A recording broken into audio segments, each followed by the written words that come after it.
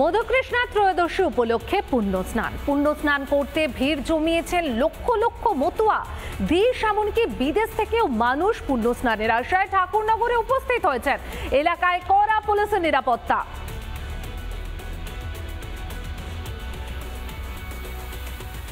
আমরা এই মুহূর্তে রয়েছে ঠাকুরনগর ঠাকুরবাড়ির কামনা সাগর পাড়ে। আমি প্রথমে দেখাবো সেই ছবিটা, যে কামনা সাগর, অর্থাৎ এই কামনা সাগরেই মতুয়া সম্প্রদায়ের মানুষ, মতুয়া ভক্ত যারা রয়েছেন, তারা প্রত্যেকেই পুণ্য স্নান লাভের আশায় মূলত আজকের যে দিনটা, অর্থাৎ এই যে পুণ্যযোগ, এই পুণ্যযোগ ইতিমধ্যে শুরু হয়ে গিয়েছে। আর এই পুণ্যযোগ শুরু হয়ে যাওয়ার পর আমি দেখাবো এই মুহূর্তে এই সাগর পাড়ে মূলত যে দর্শনার্থী যারা রয়েছেন, যারা এই পুণ্য স্নান লাভের আশায়, এই সমস্ত মতুয়া সম্প্রদায়ের মানুষ তারা এসেছেন, তারা প্রত্যেকে ভিড় জমিয়েছেন। অর্থাৎ এই জায়গাটা তারা প্রত্যেকে এখানে স্নানের জন্য তারা এসেছেন দূর দূরান্ত থেকে। মূলত যে এই রাজ্য তা নয়, দেশের বিভিন্ন প্রান্ত থেকে মতুয়া ভক্তরা তারা প্রত্যেকে আছেন পুণ্য স্নানের পুণ্যযোগের লাভের আশায়।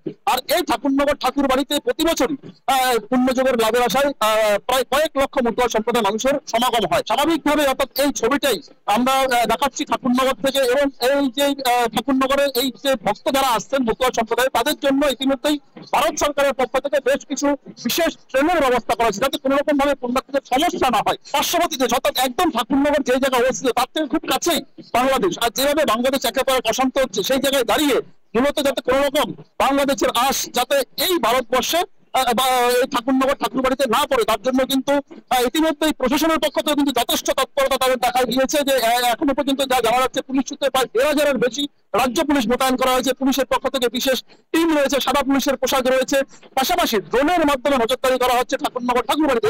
প্রত্যেকটা জায়গায় কোনো রকম ভাবে যাতে মতুয়া ভক্তদের যাতে সমস্যা না হয়, এটাই ঠাকুরবাড়ির পুণ্যস্থানে এসে সেই জায়গা দাঁড়িয়ে কিন্তু ঠাকুরবাড়ির পক্ষ থেকে যেমন একাধিক ব্যবস্থা নেওয়া হয়েছে, তেমনি ভাবে কিন্তু প্রশাসনের পক্ষ থেকে কিন্তু একাধিক ব্যবস্থা নেওয়া হয়েছে।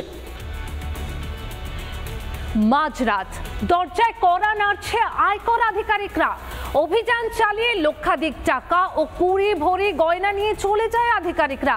কিন্তু এদের কেউই আয়কর আধিকারিক নয়, পুরোটাই পরিকল্পনা করে ডাকাতে।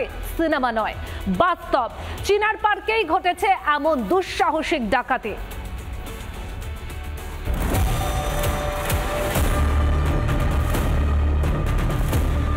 এ যেন বলিউডের কোন সিনেমা। ভুয়ো আয়কর আধিকারিক সেজে নিখুঁতভাবে প্রমোটারের বাড়িতে হানা, আর লক্ষ লক্ষ টাকা নিয়ে চম্পট। ঠিক সিনেমার মতো হলেও সিনেমা নয়। চিনার পার্কের কাছে ২১৬ লোকনাথ পার্ক, ঠিক এই যে বাড়ি, এই বাড়িতে ১৮ তারিখ রাতে এখানে ভুয়ো আইটি রেড হয়েছিল। এলাকার প্রখ্যাত প্রমোটারের বাড়িতে হানা, মোট ৩ লক্ষ টাকা এবং ২০ ভরি সোনার গয়না লুট করে দুষ্কৃতীরা। এই এলাকার নামজাদা একজন প্রমোটার এসকে সিং, তার মেয়ে বিনিতা সিং, তার সন্দেহ হয় যে এই রেডটা ভুয়ো রেড। এরপরে তিনি বাগুইআটি থানায় অভিযোগ দায়ের করেছিলেন। বাগুইআটি থানার পুলিশ তদন্তে নামতেই বেরিয়ে আসে সর্ষের মধ্যে ভূত। বিনিতার যে সৎমা এবং তার গাড়ি চালক সহ মোট ৭ জনকে গ্রেপ্তার করেছে বাগুইআটি থানার পুলিশ। ধৃতদের মধ্যে শুধু প্রমোটারের পরিবারের সদস্যরাই নয়, রয়েছে একাধিক সরকারি কর্মচারীও। তারা এসেছিল দুটো ভেহিকলসের, একটা পিকআপ ভ্যান আর একটা বাইকে। তো পিকআপ ভ্যানের নাম্বারটা ট্রেস করে আমরা যে ড্রাইভারকে অ্যারেস্ট করলাম। On the basis of technical evidence আমরা এই সিআইএসএফ এর ইন্সপেক্টরকে অ্যারেস্ট করলাম। এই সিআইএসএফ ইন্সপেক্টরের সঙ্গে আর ৪ জন সিআইএসএফ পার্সোনাল ছিল। আরো কারা জড়িত? Amit Kumar Singh, CISF inspector Farakka barrage; Lakshmi Kumari, CISF constable RG Kar; Ramu Saroj, head constable; Bimal Thapa, constable; Janardan Shah, constable. IT officer সেজে ডাকাতি সরকারি আধিকারিকদেরই। রাজ্যের আইন শৃঙ্খলা কোন তলানিতে গিয়ে ঠেকেছে? কাদের ভরসা করবে আমজনতা? আনন্দমোহন ঝা, রিপাবলিক বাংলা, বাগুইআটি। কৃষ্ণনগরে প্রায় ১০০ রান করেই ফেলেছিল ভুতুরে ভোটারের তালিকায় ৯৮ জন ভোটার বহিরাগত দাবি কংগ্রেসের। হিন্দু বলে তালিকা থেকে বাদের চেষ্টা কংগ্রেসের, অভিযোগ বিজেপির। জেলা শাসকের কাছে অভিযোগ দায়ের কংগ্রেসের। দুয়ারে কড়া নাড়ছে ২৬-এর বিধানসভা নির্বাচন। ভুয়ো ভোটারের ইস্যুতে সরগরম রাজ্য রাজনীতি। এবার কৃষ্ণনগরে ভুতুরে ভোটার নিয়ে শুরু তরজা। নতুন ভোটার লিস্টে নাকি নাম রয়েছে ৯৮ জন ভুয়ো ভোটারের। দাবি কংগ্রেসের, অভিযোগ দায়ের জেলা শাসকের কাছে।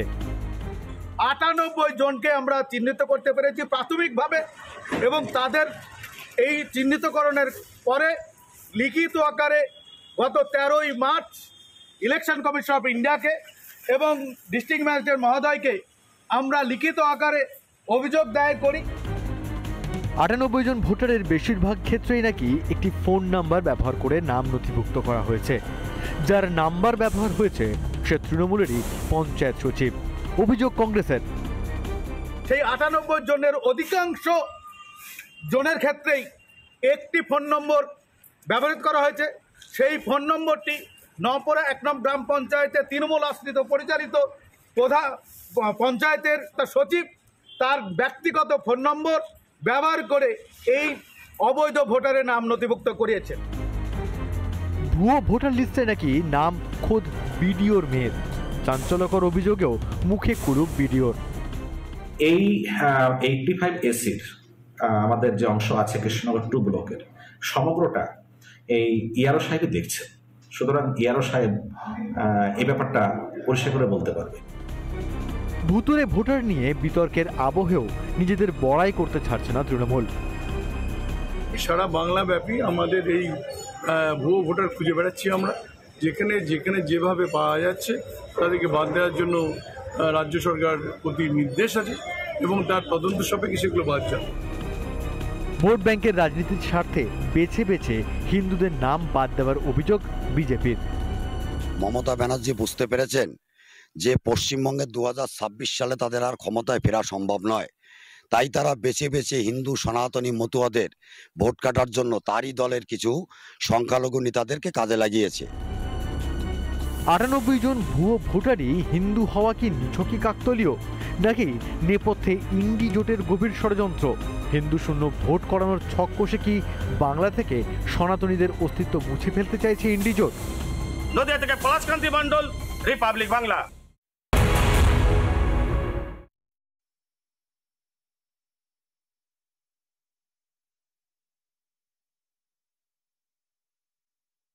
নানা ধরনের কন্টেন্ট দেখার জন্য লাইক করুন, শেয়ার করুন আমাদের ফেসবুক পেজ, সাবস্ক্রাইব করুন আমাদের ইউটিউব চ্যানেল।